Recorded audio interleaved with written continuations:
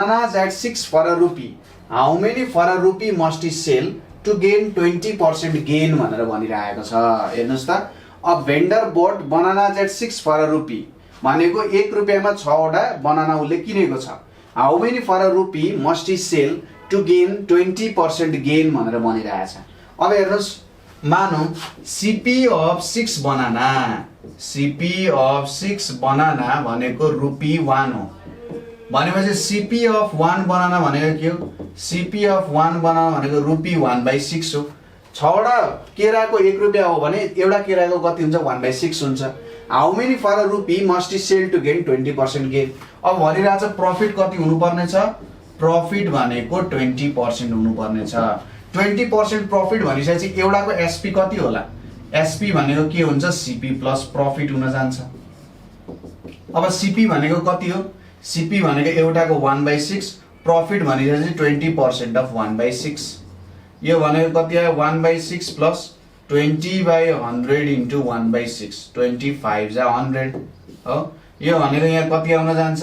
5 plus 1/30 भनेको 6/30 भनेको 1/5 भनेपछि यहाँबाट के थाहा भयो? SP of 1 banana, SP of 1 banana भनेको कति रहेछ? RE1 रहेछ, 1/5। एउटा बनानाको SP 1/5 हुनुपर्छ भने SP of 5 banana, SP of 5 banana भनेको कति हुन्छ? 1 रुपैयाँ हुन जान्छ कि जाँदैन? 1 रुपैयाँ हुन जान्छ भनेपछि उसले 1 रुपैयाँमा 6 वटा चाहिँ केरा किनेको थियो भने 20% प्रॉफिट बनाउनको लागि 20% प्रॉफिट बनाउनको लागि उसले कतिमा बेच्नु पर्यो त? 1 रुपैयाँमा 5 वटा केरा बेच्नु पर्यो। किन्दा उसले 1 रुपैयाँमा 6 वटा बेच्छ भने बेच्दा उसले 1 रुपैयाँमा 5 वटा बेच्नु पर्यो। भने तपाईहरुको आन्सर के हुनुपर्छ त? 5 तपाईहरुको सही आन्सर हुनुपर्छ है त। 5 चाहिँ तपाईहरुको के हुनुपर्छ त? सही आन्सर हुनुपर्छ। यसरी तपाईहरुले गर्न सक्नुहुन्छ। यो वेमा तपाईहरुले गर्न सक्नुहुन्छ है त। यसरी गर्न सकिन्छ। यो वेमा गर्नु हैन मजाले मिल्छ। त्यस्तो केही पनि अप्ठ्यारो हुँदैन है त। सजिलैसँग गर्न सकिन्छ। केही गाह्रो छैन, केही अप्ठ्यारो छैन। नेक्स्ट मा जाऊ। ल हेर्नुस् है, एकदम इन्ट्रेस्टिङ क्वेशन छ यो। The population of a town increases from 1,75,000 to 2,62,500 in a decade. एक decade भने चाहिँ 10 वर्ष। What is the average percentage increase of population per year भनेर भनिरहेछ। तर एभरेजमा चाहिँ कति इन्क्रिज भइरहेको छ भन्ने कुरा उल्लेख गरिरहेछ। के हुन्छ ल यसको उत्तर भन्नुस् त ल?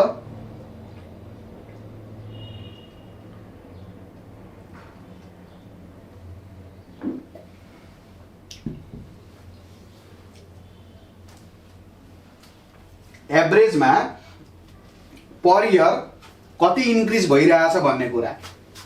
10 वर्षमा यति बढ्छ। अब 1 वर्षमा चाहिँ कति बढ्छ भनेर सोधिरहेछ। अब हेरौँ 10 वर्षमा कति बढेको छ भन्दा 262,500 minus 175,000 divided by 175,000 into 100%। यति पर्सेंट बढेको हो हिसाब गरौँ। 0 यहाँनिर 5 आयो, यहाँ 2 छ, यहाँ 5 छ भनेपछि कति हुन जान्छ? 7 हुन जान्छ। यहाँनिर 6 छ, यहाँनिर 7 छ, यहाँ 8 हुन जान्छ। 87500 175,000 into 100%। यो 0 क्यान्सल, यो 0 क्यान्सल। 175 ले यसलाई जान्छ त 175 5 गरेन 5 5 जा 25 5 2 5 जा 7 3 875 मान्छे 5 ले गरेन 50 भनेपछि यहाँ 50 आउन गयो भनेपछि कतिले बढेको रहेछ त 50% इन अ डिकेड भनेको तपाईहरुको 10 वर्षमा 50% ले बढेको रहेछ। 10 वर्षमा कतिले 50% ले बढेको रहेछ भने 1 वर्षमा कतिले बढ्यो होला त भन्दा obviously 50% by 10 भनेको 5% ले इन्क्रिज भइरहेको छ हो।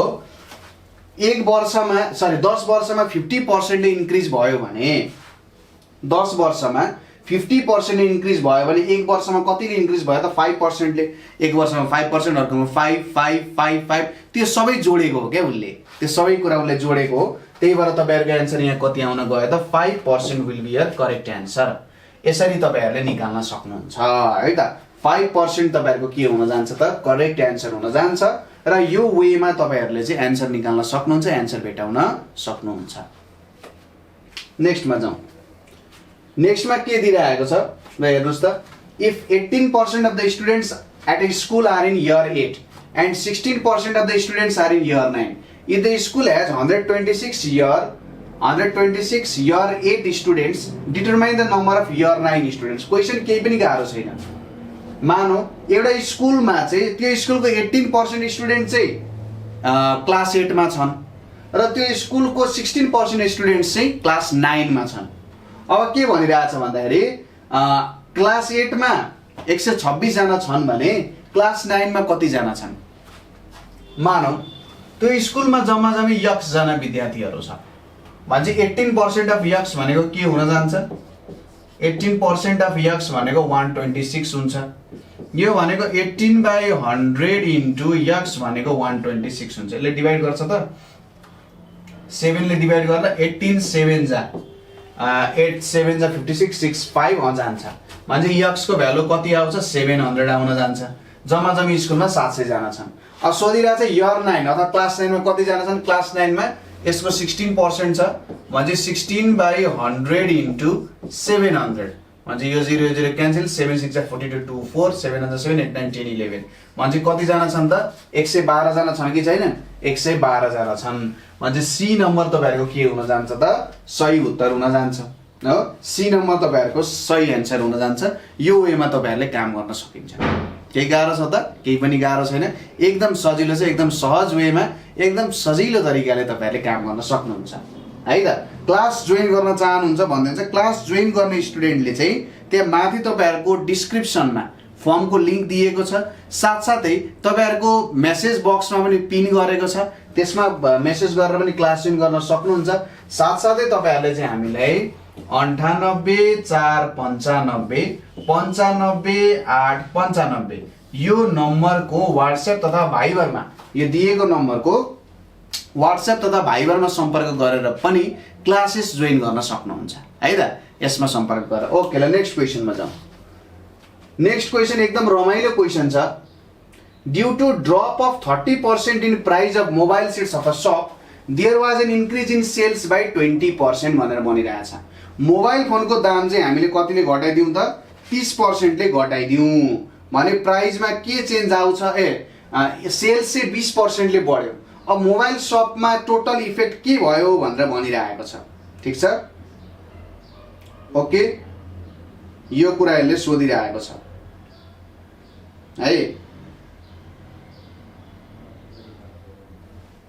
है त अब के गर्ने त यहाँनेरि अब कसरी काम गर्न सकिन्छ मानौ यहाँ हेर्नुस् एउटा मोबाइल सेटको दाम वान मोबाइल पहिले मोबाइल सेट भनिन्थ्यो है मोबाइल सेट तपाईलाई थाहा छ होला नि पहिले चट्ट बुवाहरुले यस्तो बेल्टमा तपाईले देख्नुभयो कि भएन है बुवाहरुले टक्क बेल्टहरुमा है यहाँ यस्तो बेल्ट हुन्थ्यो बेल्टमा टक्क त मोबाइल झुन्डाउने एउटा लेदरको केस हुन्थ्यो सानो नोकियाको त्यो मोबाइल हुन्थ्यो त्यो बेलामा है त्यो खतरा हुन्थ्यो त्यो बेलामा त्यो सिम लिन पनि एनटिसीको सिम लिन लाइन लाग्नु पर्थ्यो नि अब त्यो बेलामा लाइन लाग्नु पर्थ्यो कति दिन कुर्नु पर्थ्यो कति पर्थ्यो त्यो बेलामा सिमलाई नि 700-800 रुपैयाँ पर्थ्यो होला है एउटा मोबाइल सेटको दाम चाहिँ मानु 100 रुपैयाँ हो र उसँग जम्मा total mobile sets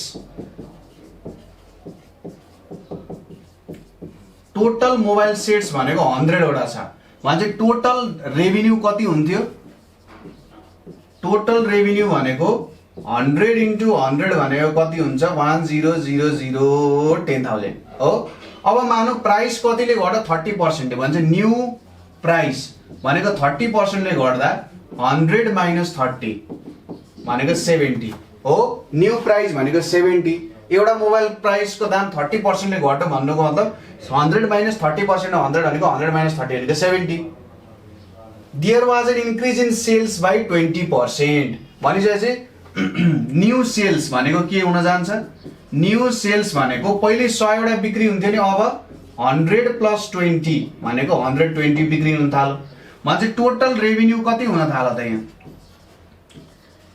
total revenue भनेको 70 into 120 भनेको 12 7 84 00 भनेपछि पहिले 10,000 हुन्थ्यो, अहिले 8400 रेभिन्यू भइरहेछ भनेपछि गिर गया हैन त।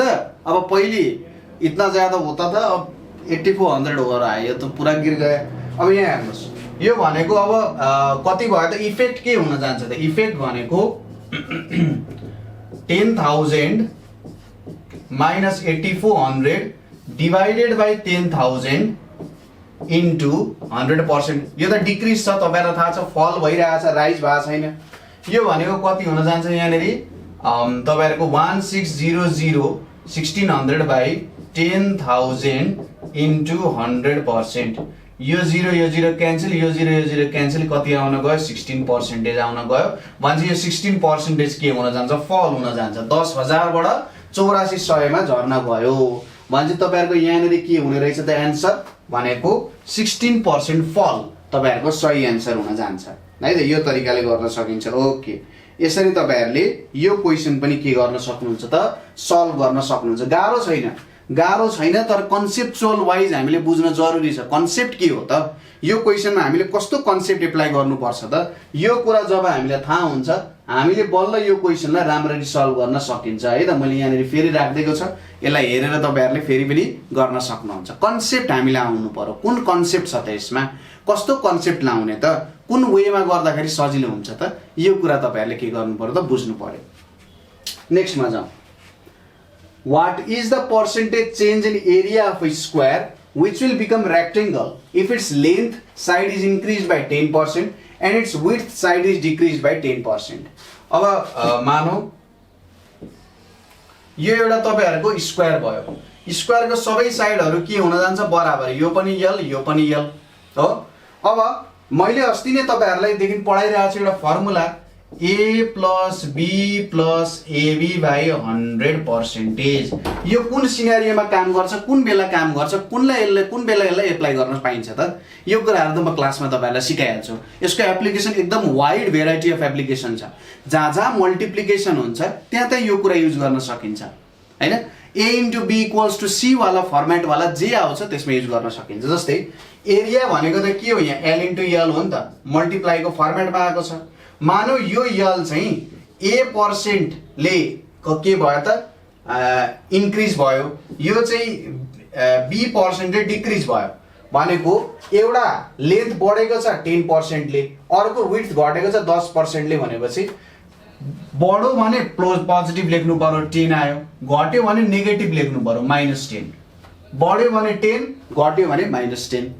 त्यसैगरी यहाँनेरि प्लस 10 into -10 by 100%। यो भनेको 0 minus 100 by 100%। यो भनेको कति आउँछ, -1%। यो भनेको के भयो त, तपाईहरुको 1% ले चाहिँ एरिया डिक्रिज हुने भयो। तपाईहरुले भ्यालु चेक गरेर पनि गर्न सक्नुहुन्छ। तपाईहरुले भ्यालु चेक गर्नु भयो भने तपाईहरुले के पाउनुहुन्छ त, 1% ले नै तपाईहरुको के भइरहेछ, डिक्रिज भइरहेको छ। भन्छ तपाईहरुको आन्सर यहाँ के हुने भयो, 1%। अब यहाँ डिक्रिज इन्क्रिज पनि दिन सक्छ कहिलेकाहीँ, त्यसलाई पनि ख्याल गर्नु पर्छ। अब यो एउटा क्वेशन जुन छ यो तपाईहरुको लागि भयो, एकदम राम्रो क्वेशन छ, एकदम रमाइलो क्वेशन छ। यो क्वेशन हेर्नुस् त ल, आजको लास्ट फाइनल क्वेशन।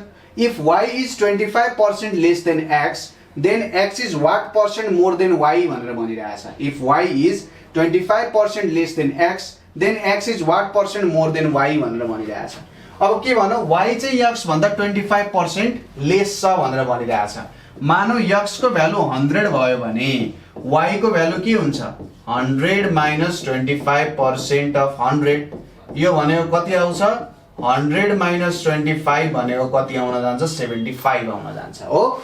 100 अनि यहाँ 75, then x is what percent more than y।